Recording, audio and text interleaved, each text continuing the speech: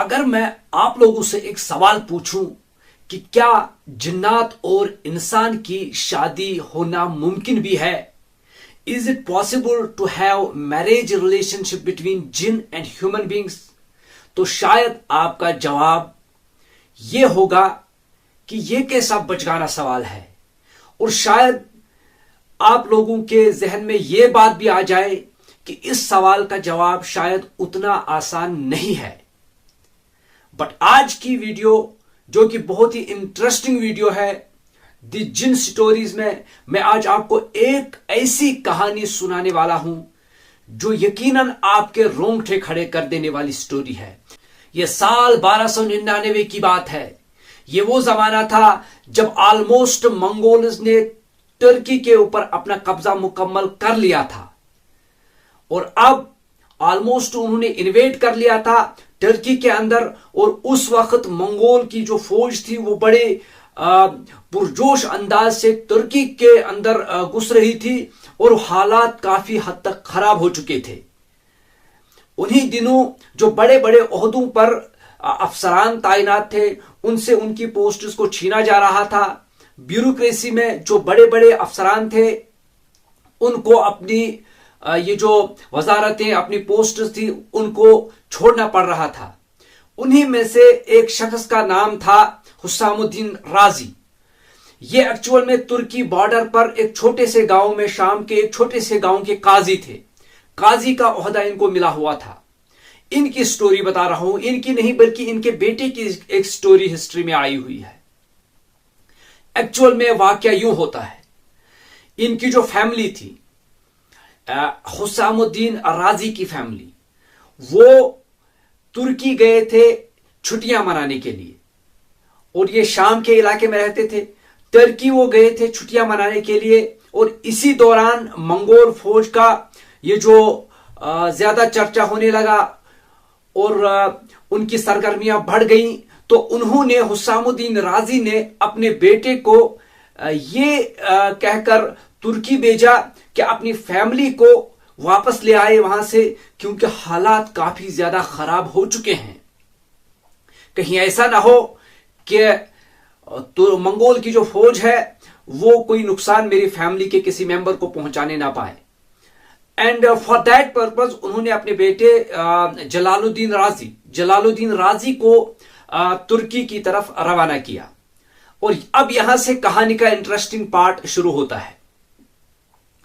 अब जलालुद्दीन राजी गए हैं for the rescue of their family. वो अपनी फैमिली मेंबर्स को रेस्क्यू करने के लिए तुर्की गए हैं। अब वापस आने पर वो खुद बयान करते हैं, खुद रिपोर्ट करते हैं, और एक ऐसी कहानी थी जो वो कहते हैं अकॉर्डिंग टू जलालुद्दीन राजी, वो कहते हैं एक ऐसा वाकया मेरी जिंदगी में हुआ है, जब भी मैं उसको सोचता हूं, जब भी वो मेरे दिमाग में आ जाता है तो मेरे जिस्म पर कपकपाहट तारी होती रहती है। पूरी जिंदगी उसके साथ ये मामला फिर रहा। अब वो नरेट करते हैं, खुद ही अपनी कहानी बयान करते हुए कहते हैं, हम जब वापस लौट रहे थे तो एक जगह हम पहुंचे हैं बीरा नामी गांव में। बीरा एक गांव है जो कि बहुत ही अहम एक विलेज है, क्योंकि इसकी अहमियत की एक वजह यह भी है कि यह नुसैबीन से सिर्फ 300 किलोमीटर की दूरी पर वाक़या है।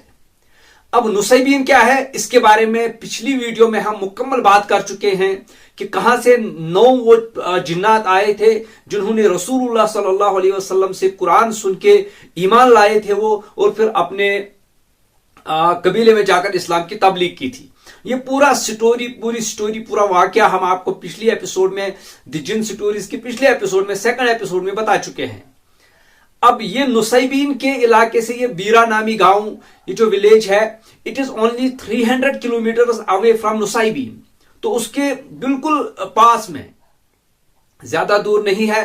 जोग्राफियाई लिहाज से भी ये दोनों इलाके तकरीबन एक जैसे हैं, ऑलमोस्ट सेम है, और डिस्टेंस भी उतना ज्यादा नहीं है। और इन दोनों इलाकों में एक कॉमन चीज जो है वो ये है कि यहां पर बकसरत गार मौजूद है, पहाड़ी गार, اور یہ خیال کیا جاتا ہے کہ ان غاروں میں بڑی تعداد میں جنات جو ہیں وہ رہائش پذیر ہیں. یہ جو ترکی اور شام کے بارڈر کا پورا علاقہ ہے، جگہ جگہ پہاڑی غار موجود ہیں اور ان غاروں میں جنات کا بسیرا ہے، اور یہاں پر عجیب و غریب واقعات ہوتے ہی رہتے ہیں، جن کو دی جن سٹوریز کی اس پلے لسٹ میں ہم آپ کے ساتھ شیئر بھی کریں گے انشاءاللہ. اور انہی واقعات میں سے ایک واقعہ میں آج آپ کے ساتھ شیئر کر رہا ہوں. اب جلال الدین رازی یہ رپورٹ کرتے ہیں کہ ہم جب آئے ہیں وہاں سے تو بیرا نامی گاؤں میں جب ہم پہنچے ہیں تو اٹ واز ایوننگ ٹائم، شام تقریباً ہو چکی تھی، اینڈ اٹ واز ریننگ، تھوڑی تھوڑی بارش بھی ہونا شروع ہو گئی تھی. اب آپ امیجن کیجئے، لیٹ اس امیجن دا سین. یہ آ رہے ہیں ترکی سے واپس اور ان علاقوں کی طرف، اس گاؤں کے قریب آ رہے ہیں جہاں پر پہاڑی غار بکثرت موجود ہے، اور جن غاروں کے متعلق یہ خیال کیا جاتا ہے کہ وہاں پر پہاڑی جنات موجود ہیں. اب ایک تو یہی خیال ڈرانے کے لیے کافی ہے، پھر وقت بھی ہے شام کا، اور شام کے وقت کے ساتھ ساتھ بارشیں بھی ہونے لگی تھی اور سردی بڑھ گئی تھی. اور جلال الدین رازی کہتے ہیں کہ ہم ایک کیو کے اندر چلے گئے ہیں اپنے آپ کو بچانے کے لیے، ایک تو سردی سے، دوسرا منگول فوج کا ہمیں ڈر تھا کہیں وہ ہمیں پکڑ نہ لے. ہم ایک غار کے اندر چلے گئے، ایک کیو کے اندر جب ہم چلے گئے ہیں، سردی تھی، ہم نے آگ جلائی ہے، اور آگ جب جلائی ہے ہم نے تو ایک ایک کر کے تمام جو ہمارے ساتھ اس فیملی ممبرز جو سارے کے سارے تھے، ایک ایک کر کے سب سو گئے، میں بھی سو گیا. اکارڈنگ ٹو جلال الدین رازی وہ فرماتے ہیں میں بھی سو گیا. بٹ کہتے ہیں کہ کچھ رات گزری تھی، میں اچانک سے بیدار ہو گیا اور دیکھتا کیا ہوں، اچانک سے جب میں بیدار ہو گیا، جو میرا دل ہے میرے کلیجے کو آ گیا اور اتنی میرے اوپر ہیبت طاری ہو گئی، میں زبان سے ایک لفظ بھی نہیں نکال سکا. میں نے کوشش کی اپنے ساتھیوں کو جگانے کی، میری آواز نہیں نکل رہی تھی. میں کنکریاں اٹھا اٹھا کر، مٹی اٹھا اٹھا کر ان کی طرف پھینکے جا رہا تھا شاید کہ کوئی ان میں سے جاگ جائے. بٹ nobody awake، کوئی نہیں جاگا. اب دیکھا کیا تھا انہوں نے، فرماتے ہیں جب میں جاگا ہوں، آگ جل رہی تھی، سین کو امیجن کیجئے. میں جاگا، اچانک رات کے کسی حصے میں دیکھتا ہوں میرے سامنے ایک عجیب طرح کی عورت، بالکل کالے لباس میں، بلیک کلوتھز اس نے پہنے ہوئے تھے، ایک عجیب طرح کی عورت میرے سامنے کھڑی تھی. جیسے ہی میں نے اس کی آنکھوں کی طرف دیکھا، میرے اوپر وحشت طاری ہو گئی، میرے اوپر خوف طاری ہو گیا. اب وہ رپورٹ کرتے ہیں کہ اس کی آنکھیں جو تھی وہ ہماری انسانوں کی آنکھوں کی طرح نہیں تھی، بٹ اس کی آنکھیں جو ہیں وہ بلی کی آنکھوں کی طرح تھی. یعنی انسان کی آنکھوں میں جو پیپل ہوتا ہے وہ بالکل راؤنڈ شیپ کا ہوتا ہے، بٹ بلی کی آنکھ میں جو ہوتا ہے، آنکھ کا اندرونی جو حصہ ہوتا ہے جسے پیپل کہا جاتا ہے، وہ ورٹیکل ٹائپ کا ہوتا ہے. اور جلال الدین رازی رپورٹ کرتے ہیں کہ یہی اسی بلی کی طرح ورٹیکل پیپل والی اس کی آنکھیں تھی، اور مجھ پر دہشت طاری ہو گئی. اب یہ سٹوری آگے بڑھ رہی ہے، اور جیسے جیسے یہ آگے بڑھتی جاتی ہے اس کے اندر انٹرسٹنگ فیکٹر جو ہے وہ بڑھتا ہی چلا جاتا ہے. یقین مانے جب پہلی دفعہ میں نے یہ سٹوری پڑھی تو میں نے اس سین کو جب امیجن کیا تھا تو ایک عجیب طرح کی کیفیت میرے اوپر طاری ہو گئی تھی. شاید آپ بھی اس احساس کو امیجن کر پائیں اور شاید آپ کو بھی اس کا احساس ہو جائے. اب فرماتے ہیں میں اپنے ساتھیوں کو جگانے کی حالانکہ کوشش تو کر رہا ہوں، بٹ میری اس تمام کی جو کوششیں ہیں تمام تر بیکار ہوتی چلی جا رہی ہے. کوئی بھی نہیں جاگ رہا، میں اکیلا ہوں، میرے سامنے یہ عجیب طرح کی عورت ہے. اب اس سے پہلے کہ میں کچھ سمجھ پاتا ہے، اچانک سے غار کے اندر کچھ اور لوگ داخل ہو گئے، اور میں نے ان کی آنکھوں کی طرف جیسے ہی دیکھا، ان سب کی آنکھیں بھی اسی عورت کی آنکھوں کی طرح تھی. اور ان کے ساتھ کیا دیکھتا ہوں کہ ایک جوان سالہ لڑکی بھی ہے، ایک ینگ گرل بھی ان کے ساتھ آ رہی تھی. اور اس کی آنکھوں کی طرف بھی میں نے دیکھا، اس کی آنکھیں بھی اسی عورت کی طرح تھی جو بالکل کالے کپڑوں میں میرے پاس بیٹھی تھی۔ اب یہ لوگ آئے ہیں اور اس کے سامنے آ کر بیٹھ گئے ہیں، آگ جل رہی ہے، ایک بندہ اکیلا انسان، پتہ نہیں کون سی مخلوق اس کے سامنے آ کے بیٹھ گئی تھی، اور وہ ڈر رہا ہے، اندھیرا ہے، آگ جل رہی ہے، کوئی بھی اس کا ساتھی جاگ نہیں رہا۔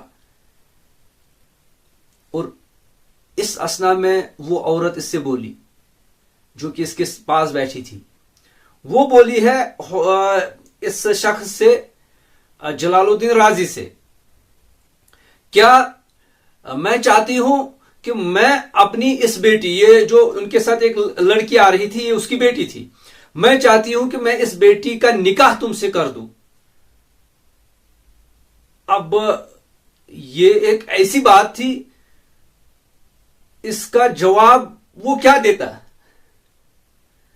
اور اس سے پہلے وہ فرماتے ہیں کہ میں اس سے پہلے کوئی جواب دیتا، ان میں سے ایک شخص نے ہم دونوں کا باقاعدہ نکاح پڑھا بھی دیا،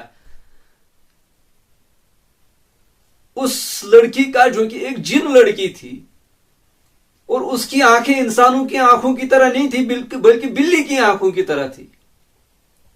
اس جن لڑکی کا میرے ساتھ ان میں سے ایک جن نے نکاح پڑھا دیا باقاعدہ، اور یہ کوئی خواب نہیں ہے، جاگتی آنکھوں سے یہ سارا کچھ وہ دیکھ رہے ہیں۔ اس کے بعد کہتے ہیں کہ مجھ پر ہیبت طاری ہو گئی، میری آنکھوں سے آنسو گرنے لگ گئے، اور میری یہ کپکپاہٹ دیکھ کر، میری تھر تھراہٹ دیکھ کر، میری آنکھوں میں آنسو دیکھ کر وہ عورت مجھ سے بولی، غصے سے بولی، کیا تجھے میری بیٹی پسند نہیں ہے؟ اب میں نے جیسے ہی اس کی بیٹی کی طرف پہلی بار دیکھا ہے تو اس کی آنکھیں بھی مجھے اپنی ماں کی آنکھوں کی طرح لگ رہی تھی، مجھ پر اور زیادہ دہشت طاری ہو گئی۔ اینڈ فرماتے ہیں اب میرے منہ سے تو الفاظ نہیں نکل رہے تھے، میں نے سر ہلا دیا، ایسے میں نے کیا، یہ جو اس نے مجھے پوچھا تھا کہ میری بیٹی تجھے پسند نہیں ہے، تو میں نے نہ میں سر ہلا دیا۔ تو وہ عورت مجھ سے بولی، کیا پھر تم اسے طلاق دیتے ہو؟ تو چونکہ میری زبان نہیں چل رہی تھی، میں نے سر ہلا کر ہی کہہ دیا، ہاں میں اسے طلاق دیتا ہوں۔ اب جلال الدین فرماتے ہیں، کہتے ہیں وہ لوگ پھر اٹھ کے چلے گئے، سارے کے سارے کیو کے اندر سے نکل گئے، اور زندگی بھر مجھے وہ پھر دکھائی نہیں دیے، میں نے زندگی بھر پھر ان کو نہیں دیکھا۔ پھر سیفلی وہ اپنی فیملی کو ریسکیو کرتے ہوئے آئے اور پہنچ گئے ہیں شام اپنے فادر کے پاس، حسام الدین رازی کے پاس۔ پھر ان کو یہ پورا واقعہ، پوری سٹوری سنائی ہے جو رات کو پیش آئی تھی۔ اینڈ انہوں نے ان کے باپ میں، چونکہ وہ ایک آفیسر تھے، قاضی تھے، انہوں نے منگولز اور یہ جو ترکی کی تاریخ کی کتابیں ہیں، ان کتابوں میں اس واقعے کو درج کرا دیا پھر آفیشیلی۔